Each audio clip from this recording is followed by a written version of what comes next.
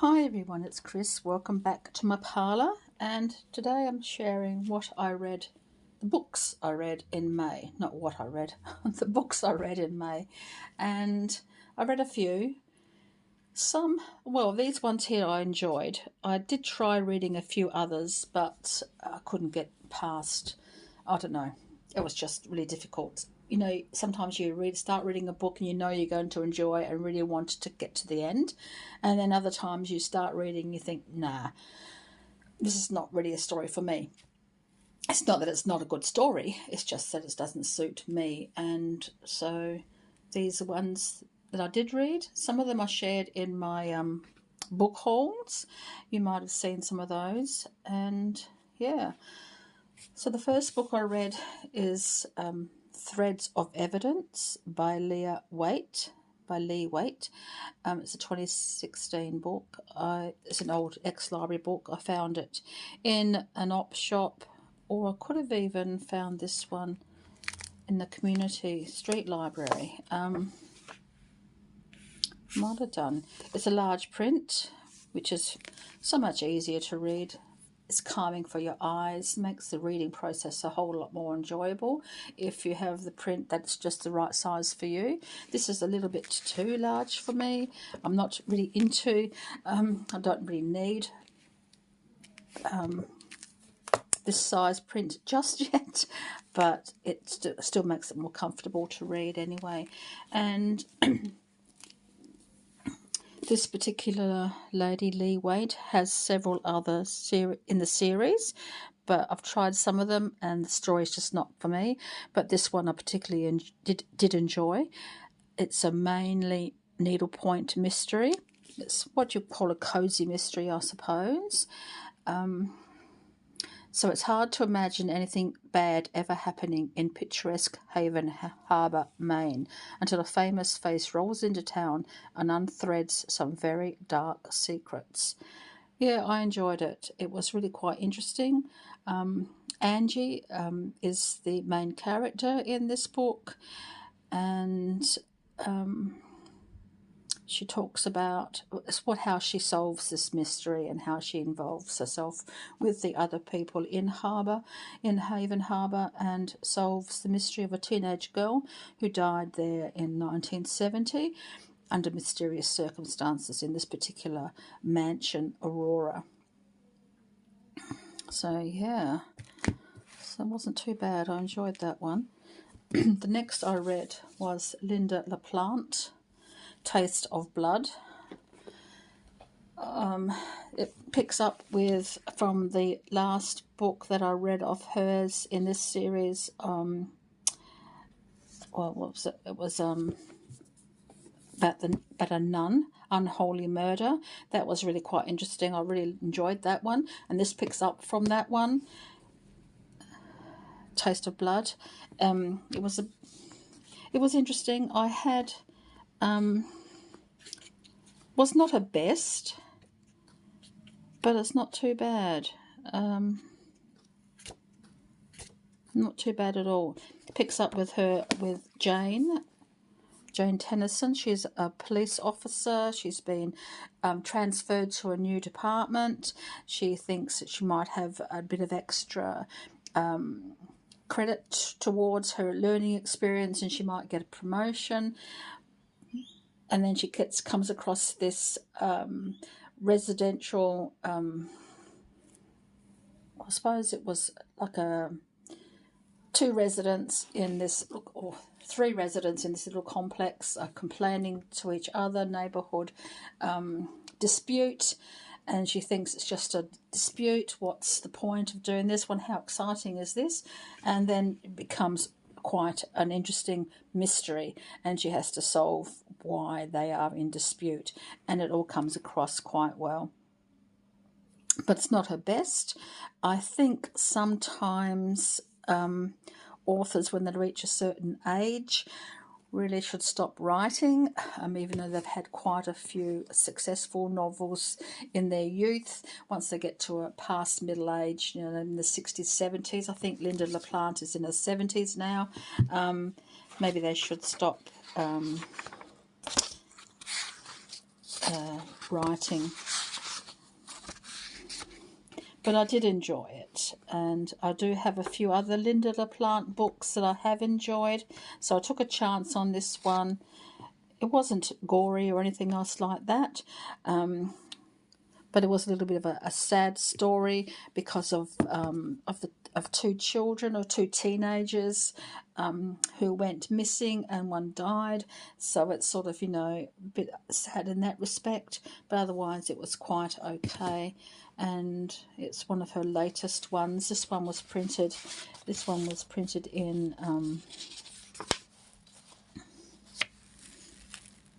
2023, so last year. That was quite okay. Then I read Benjamin Stevenson, Everyone on This Train is a Suspect. This is assigned by the author. I found this one in the community street library and thought I would try it out. I did try reading his first book, Everyone in My Family Has Killed Someone. I did not enjoy it at all. And I wondered whether or not I should try this one, because this one was quite, I don't know. I'm not saying it wasn't a good book. It was his debut book, that one. But I couldn't get past the first two chapters. And once he got into the family reunion, I really chilled. I just zoned out. It just really didn't do anything for me. But when I saw this one, I thought I would give it a go. And yeah, I enjoyed this one. This one was quite a very similar style, of course, because he likes to put a bit of humour and into his writing, because he is a comedian, and he's an Australian. I hate the way the Australians do not spell jail correctly. I am just so annoyed. So every time an Australian doesn't spell jail correctly, I just get really upset. And he didn't spell jail correctly. So that was a bit annoying. I know, I'm picky. This one's signed by the author too, which is good. This is the author here. This is who he is. So he signed it. It was quite good. It was very interesting. He's on the Ghan train on the way from Darwin to Adelaide. And I don't like the font was okay. It's quite enjoyable. So, yeah, the murder mysteries. It reminded me a bit of The Orient Express by Agatha Christie, and he's trying to write in that sort of style. A lot of people are writing in that style lately. It seemed to be a resurrection of Agatha Christie's style, and a lot of authors are doing that, and some work and some don't. Who can compete with Agatha Christie? Not many people. So you could have a special way of writing to suit her style, and this has sort of been like that one. But it was good. It was good. And no, not everyone did the deed. Not like an Agatha Christie. But that was quite interesting. Now this one, it started out really, really funny. This is by Sophie Kinsella, My Not So Perfect Life, another Australian author. I've been finding a lot of Australian author books lately, so this was really quite good. It was quite funny,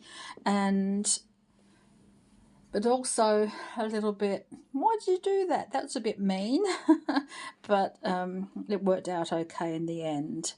So Kate Brenner has a perfect life, a flat in London, a glamorous job, and a super cool Instagram feed. Okay, so the truth is that she rents a tiny room with no space for a wardrobe, has a hideous commute to a lowly admin job, and the life she shares on Instagram isn't really hers, but one day her dreams are bound to come true, aren't they?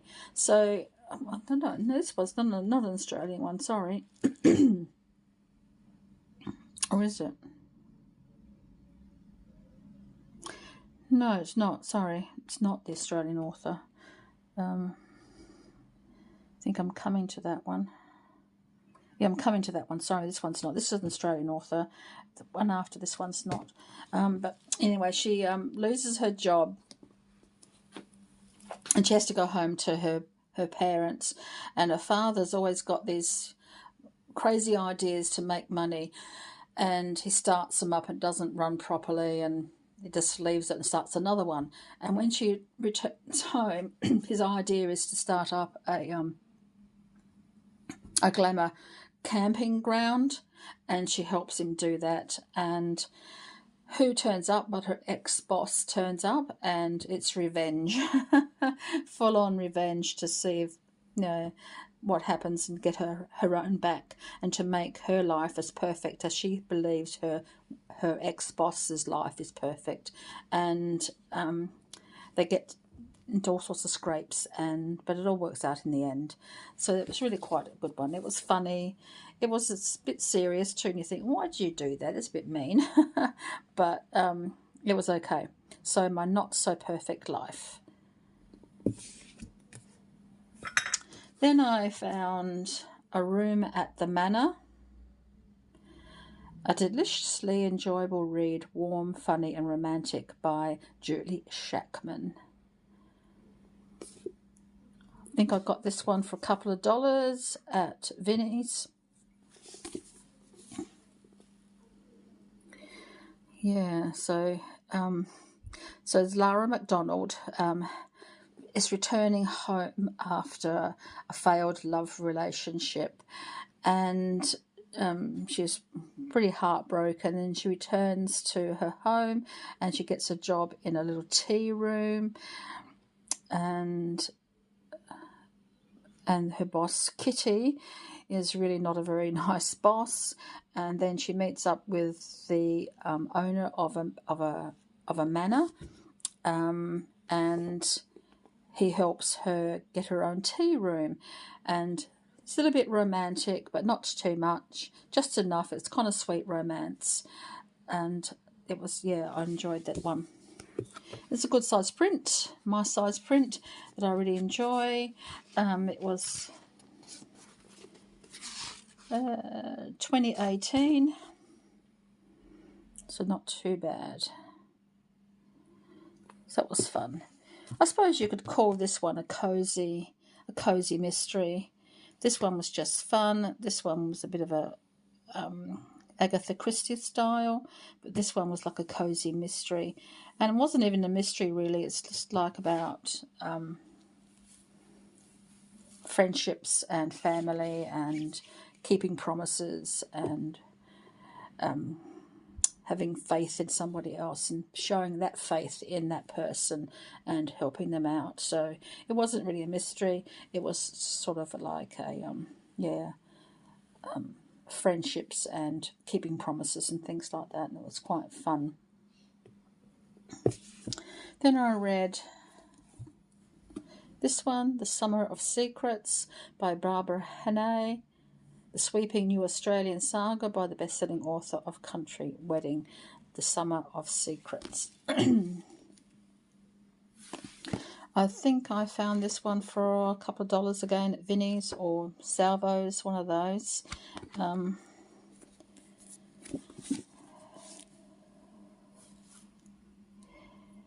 So, Sydney journalist Chloe Brown is painfully aware that her biological clock isn't just ticking, it's booming. So when her long-term boyfriend finally admits he never wants children, Chloe is devastated. Impulsively, she moves as far from disappointment as she can, to a job on a small country newspaper in Queensland's far north. And it was good. I enjoyed it. Then she meets up with her new boss, and she's quite a friendly person. She has a secret. Her editor, he's got a secret. He's a bit standoffish at first, but then he sort of warms up. They warm up to each other, and so there's a bit of a romance. It's decent romance. It's not steamy and it's not off-putting. It's quite genteel in some ways, and she starts thinking about going on IVF and becoming a single mother. And of course, things change, as they always do in stories, and talks about what happens from there on. So it's about friendships, it's about love, it's about how secrets can turn on you and why you need to be as open and honest with each other as possible. And that sort of thing comes through this one, but it was quite good. It was printed in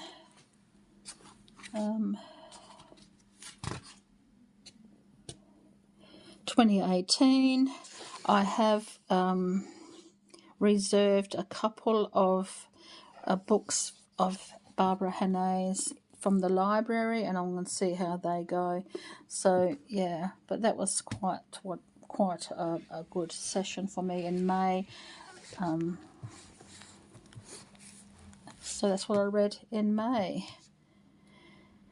This one, yeah, I'm not too sure. I liked the storyline once it got started. It was a bit slow, and because it takes on from a previous book, you have to sort of reintroduce yourself to the characters and then go from there.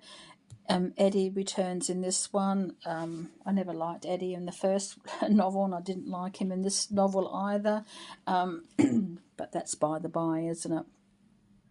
Some characters you like, some characters you don't. So were consistent with his character, which is good, because then it made it easier to slip back into understanding where he was coming from. Jane, I always liked Jane. She always gets herself into all sorts of trouble. I don't know how she ever got to the position that she's in, because she doesn't play by the rules, and but I do like Jane's character. I did like her, especially in Unholy Murder. In this one, she was about the same, but it sort of had too much to do with the romantic side of Jane's relationship with Eddie to make it a mystery as such, because I didn't really like continuing on with their relationship, because I said I didn't like Eddie in the first, when he was first introduced. So it sort of made it a bit I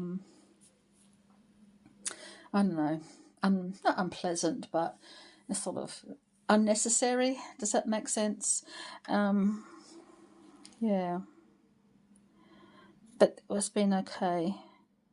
I think there was the F word in this one quite a bit, so I crossed the F word out. I don't see the need for the F word to be used so frequently in books, and it's happening a lot lately. It's happening a lot in social media as well. People think the F word is the new in word, and I don't know why, because if people understood what the meaning of it was, I said, why would you want to use that? People seem to forget the real meaning of that word and just use it willy-nilly, and it really annoys me. So I'm a prude. I do use the word, but I use it when I need to, when I've hurt myself really badly or I'm really, really angry. I do use that word, but I think it's been overused a lot in books and a lot in social media, especially on YouTube. People will use that word quite a bit. So when it comes up in books, I just cross it all out, because I just can't handle it. It happened a bit in this book too. This one was very nice. I like this one. It was a very gentle book, so I would say that was more of a cozy mystery. This was a cozy mystery too, but it had some serious information in that one. This one, say, was better than his first. So if you didn't like his first book and you do come across this one, do try it, because you may actually find yourself enjoying it far more than his first book. So this one was quite funny, very funny in the beginning, and I really enjoyed the beginning of it. But towards the middle, I think, why did you do that? That was so mean. But it was still funny, you know what I mean? It's one of those things you just you think about doing it, but you wouldn't do it because it's a bit mean, but she did it anyway. And this one here was, yeah, it was a gentle book, and the romance wasn't too bad. Yeah, I enjoyed that one too. So yes, that's what I read in May. So thanks, guys, for sharing this moment with me, and until next time, so many blessings.